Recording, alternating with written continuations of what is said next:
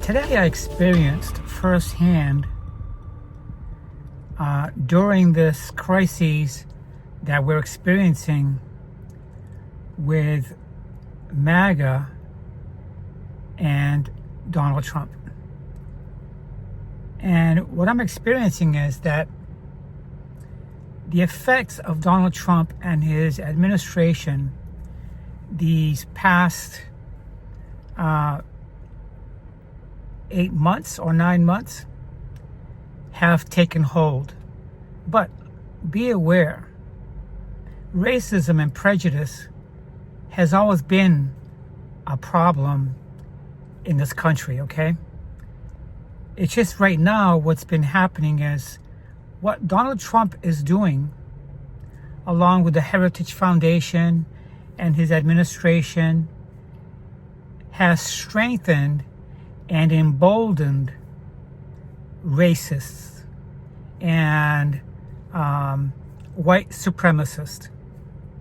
So today while at work, I experienced it firsthand.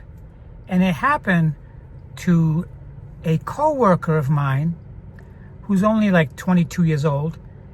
And the person who was being offensive is well into his 50s or maybe late 50s, maybe early 60s. And before I continue, I want to say thank you for tuning in and becoming a subscriber, if you're a subscriber. And don't forget to leave a comment, give me a thumbs up. And if you're not a subscriber, please subscribe. We'll be right back with more. I'm not suggesting anything so complicated.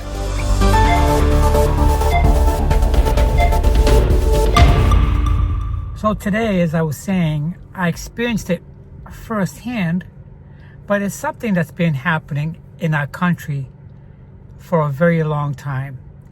And it's not going to be getting better anytime soon.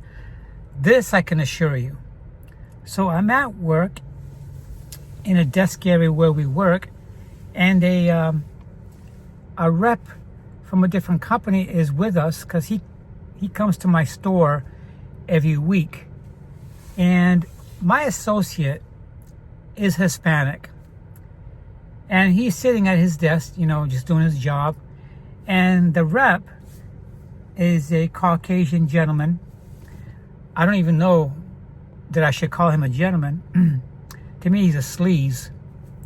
So he immediately started commenting on my associate's hair, which was trimmed and cut and groomed, just neat, really nice looking. But this MAGA, or this white person, started to berate him and make fun of his hairstyle. And I'm listening to him carefully. And finally, I put my 2 cents in, and I started saying that his type of hair, my coworkers, is very popular among many people of different races and different ethnicities.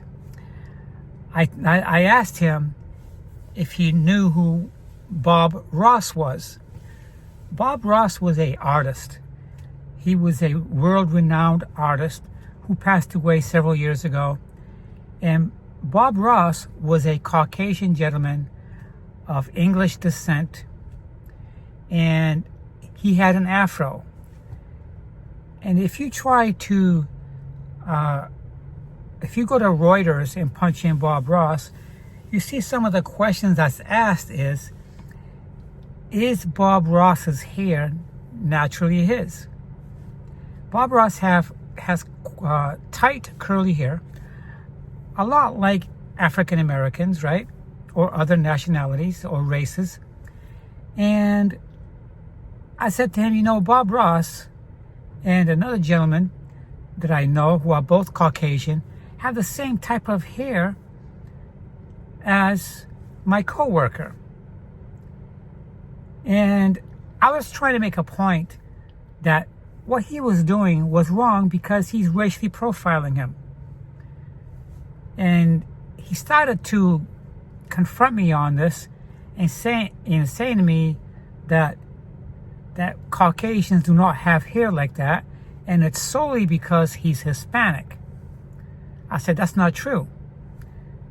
So anyways, I let that go, and about 15 or 20 minutes later, he started again on my coworker on a different issue. Except this time, my coworker had a customer in front of him, and this guy, Mike, who's a rep, told the customer that my coworker is in charge of DEI. So again, he's racially profiling him as a minority or whatever he has in his mind. And I turned around and I said to him, you know who the biggest benefactor or the number one benefactor of DEI is? He says, yeah, it's minorities and this and that and this. I said, yeah, but you know who the number one benefactor of DEI is? And he got all flustered. He said, no, I don't. I said, if you don't know, then why do you want to accuse him of being a DEI in charge person, right? And I said to him, the biggest benefactor of DEI are white Caucasian women. They are the number one benefactor of DEI. And he started to disagree, and I challenged him. I said, look, all you got to do is go to Reuters or go to any search engine and just punch it in. It's right there as light as day. And by now, he's getting very worried and he's getting nervous because I'm challenging him on this. I said, if you don't know anything about DEI, you shouldn't say anything to anybody or degrade anybody or put people down. You're saying that because you think that he's a benefactor of DEI based on his appearance, based on how his hair is, and all that stuff. You're racially profiling him. And I just want to let you know that the biggest number one DEI benefactor are white Caucasian women. And we started going back and forth, and finally he backed off, and he didn't even take my challenge when I asked him to research this. And to make a long story short, he ended up apologizing and saying that he's never going to talk about this stuff in front of me again because he was only joking. But that's the way things begin with people. They start joking and they start to see how far they can push you until you say or do something. Now, my coworker tends to be on the quiet side when people attack him or say something negative about him. He doesn't pursue it or challenge it. But because this happened, I started to feel uneasy and uncomfortable with this rep being there and doing this, so I took him on. And to be quite frank, when he was leaving, I can see he left with the tail between his legs. So my point is, making this video is, this is the kind of atmosphere that the Trump administration has created. We have always had racism and prejudices in our society, in this country, for a long time, way before I was born, okay? Way before I was born, this country has had issues. We are one of the most progressive, richest country in the world, and here we are in 2025, and we're dealing with this still, like it's never gonna go away. And I'm so sick of it. I'm so sick of it. And people who are propagating this are just immature.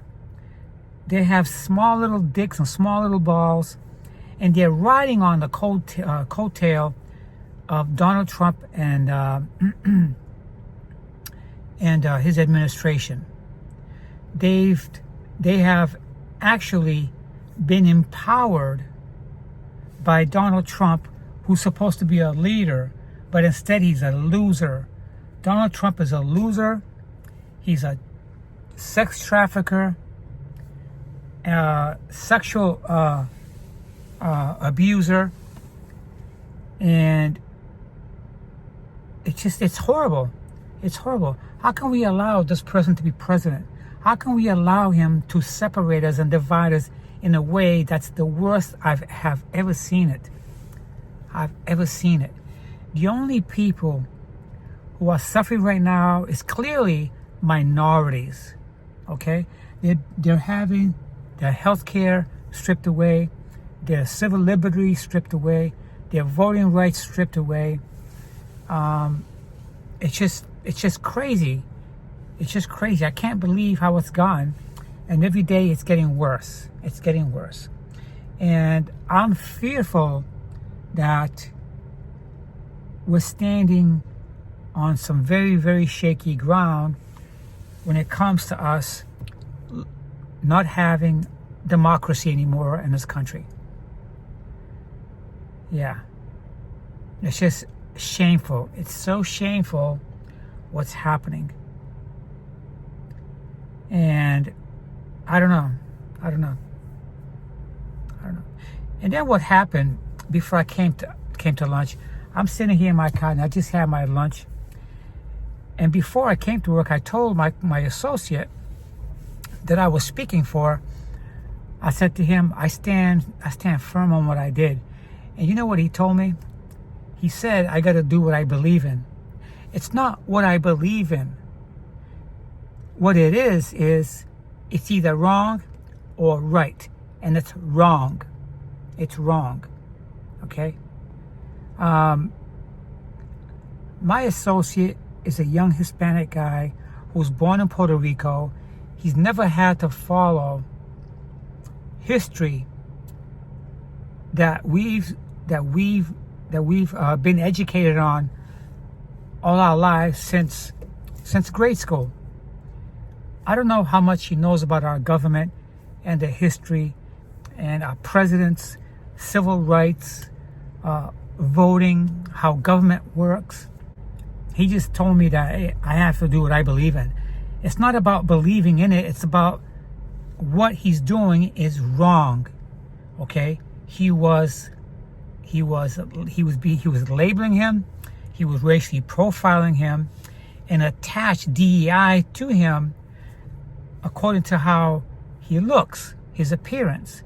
And that's the same thing that ICE is doing to a lot of Hispanics that's being supported by the Trump administration and immigration agencies. It's pathetic. But by him telling me this, my coworker, that was it worth me doing that? It was, because I didn't do it for my coworker.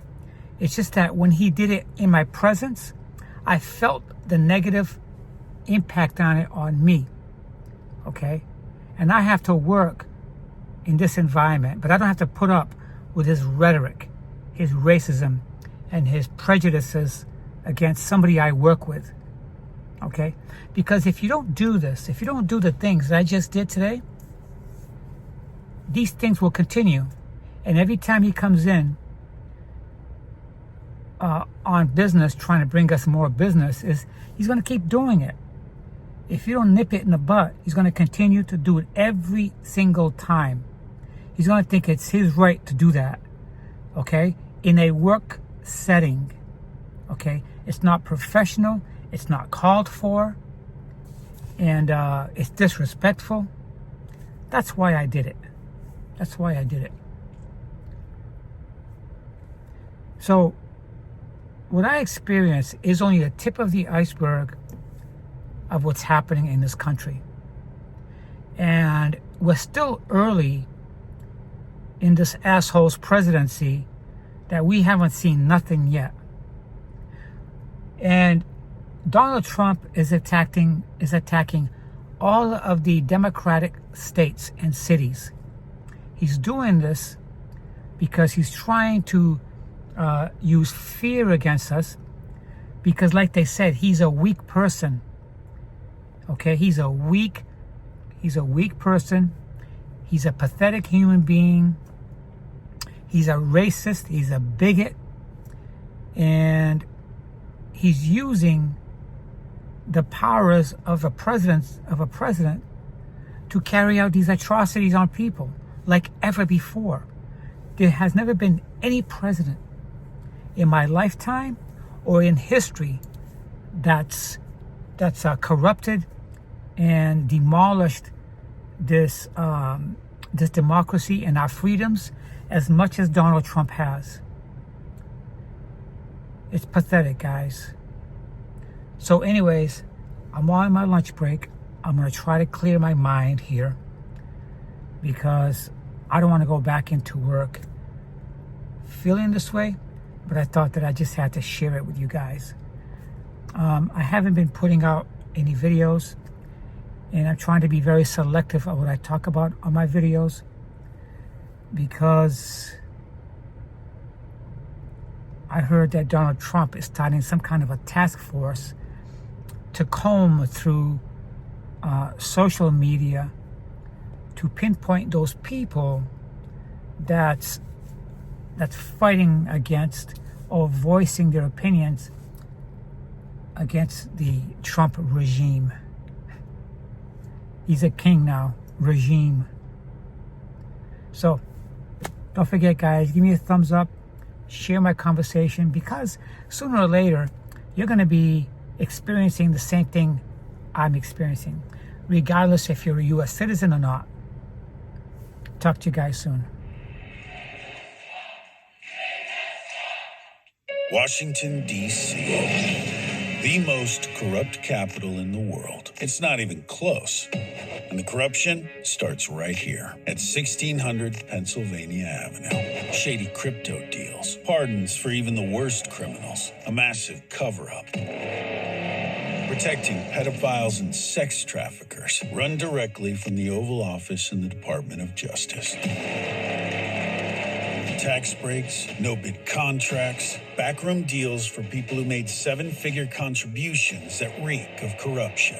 You trusted Donald Trump to clean up Washington, but instead he and his family are raking in billions. And your family? Screwed. Higher prices, jobs collapsing, grocery prices up, cost of living skyrocketing. And every day he makes you lie to yourself, to your family, to God. You know what he is. You know what he's done. You know what he's covering up. Corruption is a cancer in Washington, and the heart of that cancer is right here.